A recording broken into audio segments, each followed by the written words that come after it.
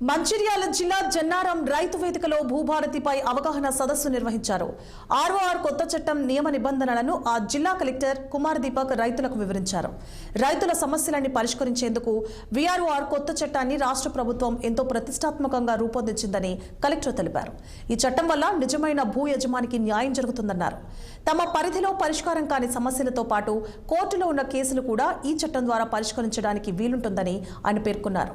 గతంలో ఉన్న ధరణి స్థానంలో ఈ కొత్త చట్టం రూపొందించారని, దీనివల్ల భూ సమస్యలు చాలా వరకు జిల్లా పరిధిలోనే పరిష్కరించబడతాయని కలెక్టర్ తెలిపారు. రైతు వేదిక కేంద్రంలో ప్రజాప్రతినిధులతోటి, అధికారులతోటి, రైతుల ప్రతినిధితోటి ఈ భూభారతి చట్టం గురించి కొత్త వచ్చిన రూల్స్ గురించి అవగాహన కార్యక్రమం పెట్టాము. సో దాదాపు మొత్తం రైతు వేదిక ఫీల్ అయింది, అందరూ విన్నారు.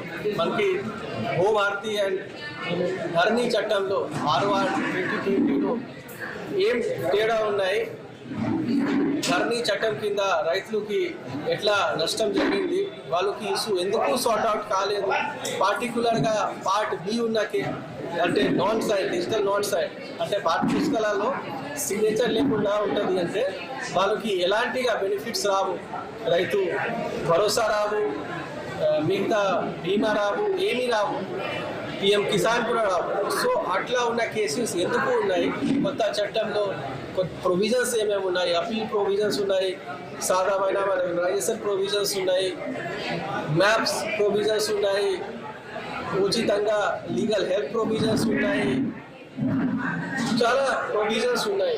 దాంతోపాటు మనము రాష్ట్ర ప్రభుత్వం ఇచ్చిన ఇన్స్ట్రక్షన్స్ పరంగా ఈ అవగాహన కార్యక్రమం అయిపోయిన తర్వాత ఒక మండల్ సెలెక్ట్ చేసేసి ఆ మండల్లో ఉన్న అన్ని రకాల ఇష్యూ ఒక టైం బౌండ్ మేనర్లో సార్ట్అవుట్ చేసేసి మనకి ఇంకా ఏమైనా ఇష్యూ ఉంటుంది దానికి మనం ఎలా సార్ట్అవుట్ చేయగలుగుతాము, దానికి సంబంధించిన కూడా రాష్ట్ర ప్రభుత్వానికి నివేదిక పంపించాలి, అట్లా సీఎం గారు ఆదేశించారు. జన్నారం మండల్ రైతు వేదిక కేంద్రంలో ప్రజాప్రతినిధులు